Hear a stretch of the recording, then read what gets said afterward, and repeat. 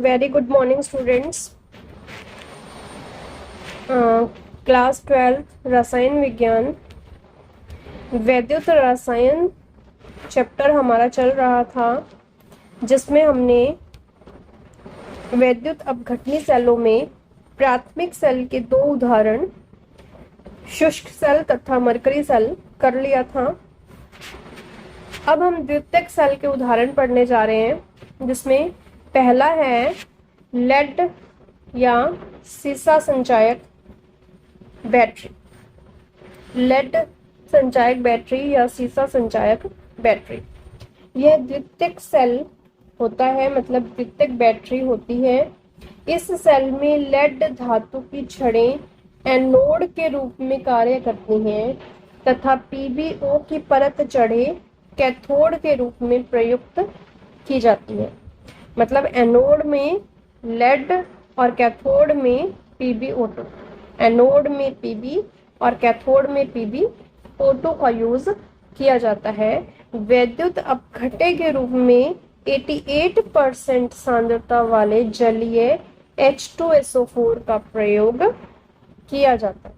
तो अब यहाँ हम देखेंगे इसके चित्र में, एक हमने लिया Pb जिसे हमने एनोड के रूप में यूज में लिया, और दूसरा हमने लिया PbO2 जिसे हमने कैथोड के रूप में यूज किया। इस बीकर के अंदर 3 इलेक्ट्रोड्स जो हैं वो खाली दिखाई दे रही हैं, उसको एनोड बोला गया है, और जो 3 छड़ें भरी हुई दिखाई दे रही हैं उसको हमने कैथोड का नाम दिया है। और विलयन के अंदर जो वैद्युत अपघट्य है वो है तनु H2SO4। इस सेल के लिए सेल विभव का मान 2.041 वोल्ट होता है। सामान्यतः 12 वोल्ट की सीसा संचायक बैटरी प्रयुक्त होती है। 12 वोल्ट की सीसा संचायक बैटरी प्रयुक्त होती है। जो हमारे इन्वर्टर की बैटरीज होती हैं वो यही होती हैं, जिसमें 6 सेल होते हैं और प्रत्येक 2 वोल्ट उत्पन्न करते हैं।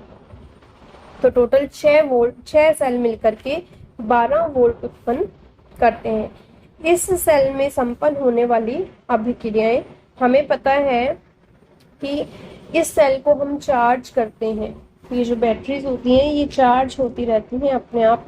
तो निरावेशन के दौरान और एक होता है आवेशन के दौरान। मतलब जब ये बैटरी यूज होती हैं, हमारी लाइट चली जाती है और हमारा इन्वर्टर चलता है, उस टाइम इन्वर्टर की जो बैटरी है वो यूज हो रही होती है, तो उसे बोला गया है निरावेशन के समय उसमें क्या अभिक्रिया चल रही होती है, उसमें क्या अभिक्रिया चल रही होती है।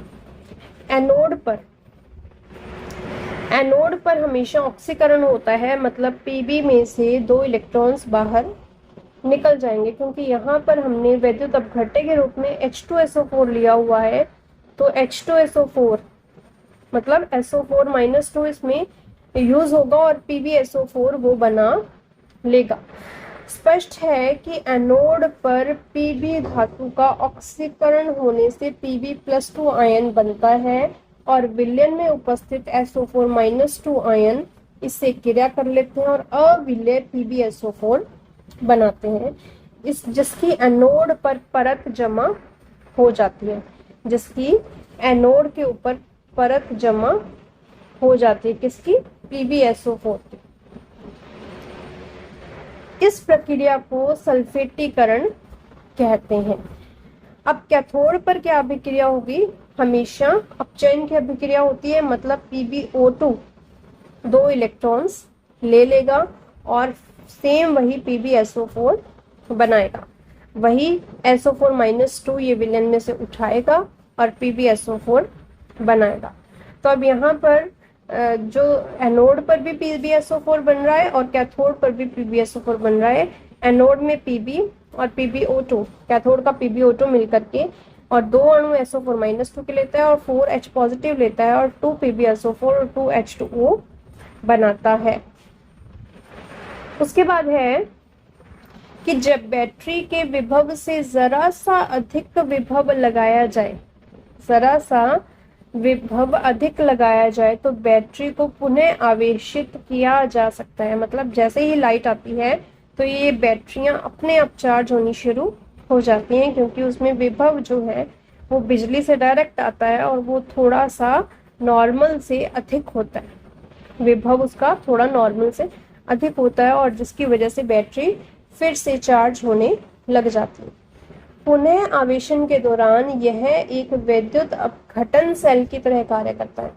पुनः आवेशन के दौरान यह एक विद्युत अपघटन सेल के दौरान कार्य करता है। इम्पोर्टेंट है कि निरावेशन के समय यह विद्युत रासायनिक सेल की तरह व्यवहार कर रहा था और अब यह विद्युत अपघटनी सेल की तरह व्यवहार करता है जब इसे बाह्य स्रोत से विद्युत ऊर्जा दी जाती है। अब आवेशन के दौरान निरावेशन के दौरान की अभिक्रिया के जस्ट विपरीत अभिक्रियाएं संपन्न होती हैं। तो आवेशन के दौरान PbSO4 जो बना था वो टूट जाएगा Pb और PbO2 में, और जो PbSO4 की परत चढ़ी थी एनोड के ऊपर वो फिर से टूटने लगेगी और H2SO4 सॉल्यूशन के अंदर आने लगेगा। तो स्पष्ट है कि निरावेशन के दौरान प्रत्येक इलेक्ट्रोड पर PbSO4 जो बना है वो और H2SO4 जो नष्ट हुआ है, जब H2SO4 का घनत्व 1.3083 सेंटीमीटर से कम हो जाता है तो इसे पुनः आवेशित करने की आवश्यकता होती है। कहने का मतलब है कि लाइट बहुत ज़्यादा चली जाती है तो हमारे इन्वर्टर भी जवाब देने लग जाते हैं। कहने का मतलब उसमें ये होता है कि उसमें H2SO4 का घनत्व जो है वो 1.3083 सेंटीमीटर से कम हो जाता है। अब उसके बाद है सीसा संचायक बैटरी को मोटर गाड़ियां तथा इन्वर्टरों में प्रयुक्त किया जाता है। ठीक है, सीसा संचायक सेल को मोटर गाड़ियां तथा जो हमारी गाड़ियों के आगे इंजन होता है उसमें यूज किया जाता है और इन्वर्टर्स में प्रयुक्त किया जाता है। इनकी वोल्टेज क्षमता 80% तथा आयु 20 से 30 वर्ष तक होती है। उसके बाद अगला है nickel cadmium cell. Nickel cadmium cell यह एक द्वितीयक सेल होता है। इसे कैडमियम निकल संचायक सेल भी कहते हैं क्योंकि द्वितीयक सेल को संचायक सेल भी कहा जाता है। निकल कैडमियम सेल की कार्य अवधि सीसा संचायक सेल से अधिक होती है। इस सेल में एनोड कैडमियम धातु का बना होता है और NiO2 युक्त धातु की ग्रिड कैथोड की तरह काम करती है। वैद्युत अपघटे के रूप में KOH विलयन भरा जाता है और इसका सेल विभव 1.4 वोल्ट होता है। इस सेल में अभिक्रियाएं निम्न तरीके से संपन्न होती हैं। एनोड के ऊपर हमेशा ऑक्सीकरण होगा तो कैडमियम 2 इलेक्ट्रॉन्स बाहर निकालेगा और Cd+2 या फिर CdO बना लेगा, और कैथोड के ऊपर हमेशा अपचयन होगा तो NiO2 कैथोड एनोड द्वारा दिए गए 2 इलेक्ट्रॉन्स को यूज करेगा और NiOH की ट्वाइस बनाएगा। उसके बाद है इसकी संपूर्ण अभिक्रिया उन दोनों अभिक्रियाओं के योग से बन जाएगी। 2 इलेक्ट्रॉन्स से कैंसिल हो जाएगा, एक H2O से कैंसिल हो जाएगा और 2 OH नेगेटिव से कैंसिल हो जाएंगे और संपूर्ण अभिक्रिया इसकी बन जाएगी। उसके बाद है लास्ट इसमें है ईंधन सेल या फिर फ्यूल सेल। यह प्राथमिक सेल की भांति कार्य करता है। क्योंकि ये प्राथमिक सेल नहीं होता है, सिर्फ प्राथमिक सेल की भांति कार्य करता है, प्राथमिक सेल की तरह काम करता है, प्रॉपरली प्राथमिक सेल ये नहीं होता है। इस सेल में ईंधन के दहन की रासायनिक ऊर्जा को विद्युत ऊर्जा में परिवर्तित किया जाता है। ईंधन का इसमें दहन होता है जिसके अंदर रासायनिक ऊर्जा को विद्युत ऊर्जा में बदला जाता है। ईंधन के रूप में हाइड्रोजन लिया जा सकता है, CH4 लिया जा सकता है, CH3OH लिया जा सकता है, C2H6 लिया जा सकता है, C3H8 लिया सकता है। इस तरह से जितने भी कार्बनिक पदार्थ हैं उनको प्रयोग में लिया जा सकता है, परंतु सबसे अधिक प्रचलित और सफल ईंधन इसमें होता है H2 और O2 आधारित ईंधन सेल। इस सेल में दो रंध्र युक्त कार्बन होते हैं या फिर टाइटेनियम Ti के इलेक्ट्रोड्स होते हैं।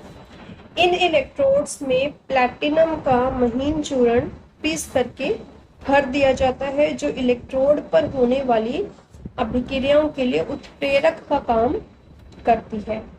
दोनों इलेक्ट्रोड्स के बीच में NaOH या KOH का विद्युत अपघट्य भरा जाता है।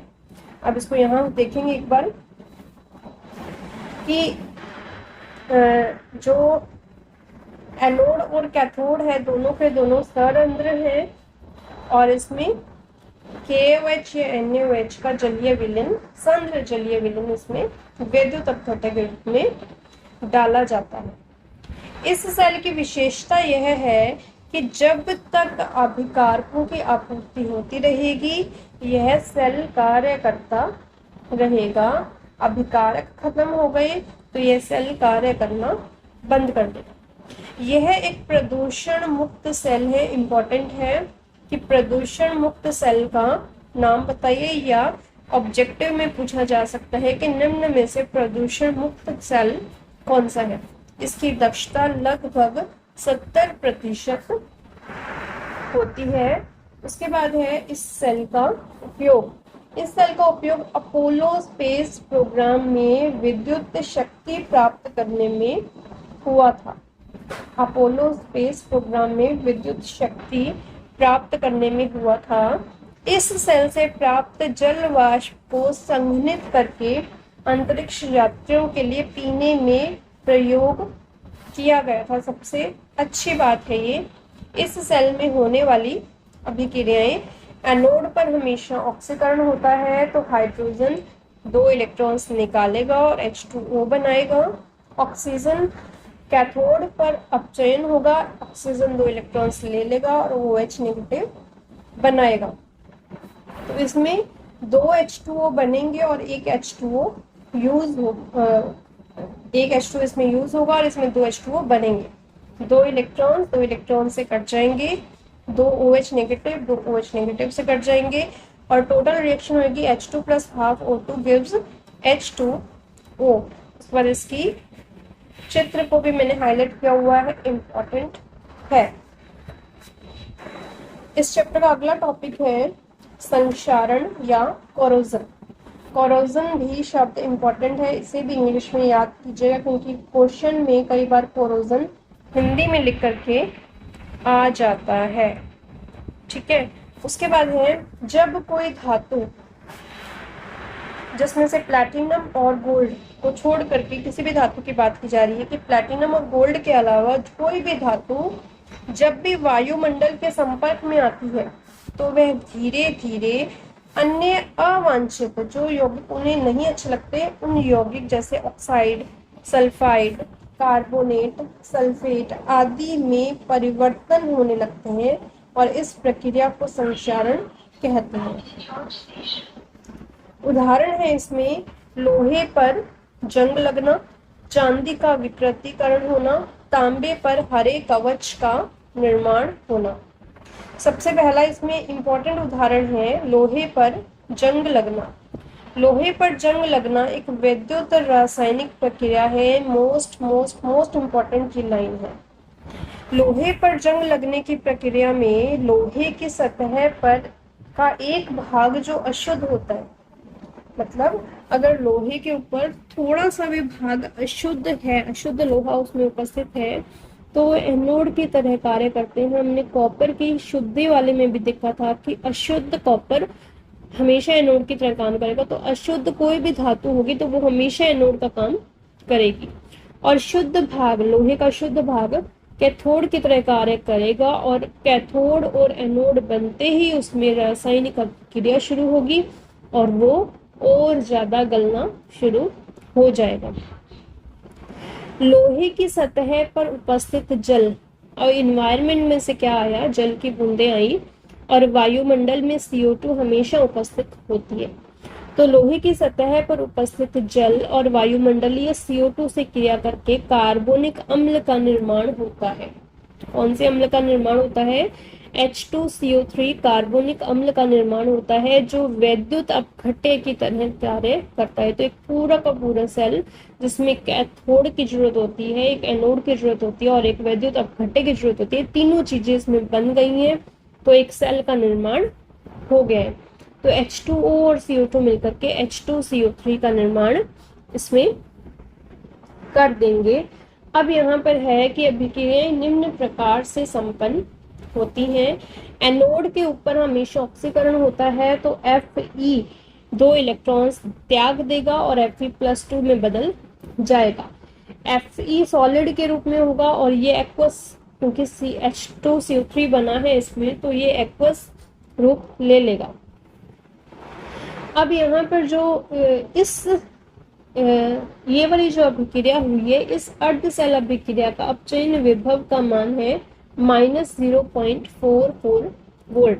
अब एनोड पर जो इलेक्ट्रॉन्स मुक्त हुए हैं, ये धातु की सतह से गति करते हुए कैथोड तक पहुंच जाते हैं, जहां पर H पॉजिटिव आयनों की उपस्थिति में ऑक्सीजन गैस का अपचयन हो जाता है। तो कैथोड पर जो ऑक्सीजन है वो एनोड के 2 इलेक्ट्रॉन्स को ले लेगा और H2O का निर्माण करेगा।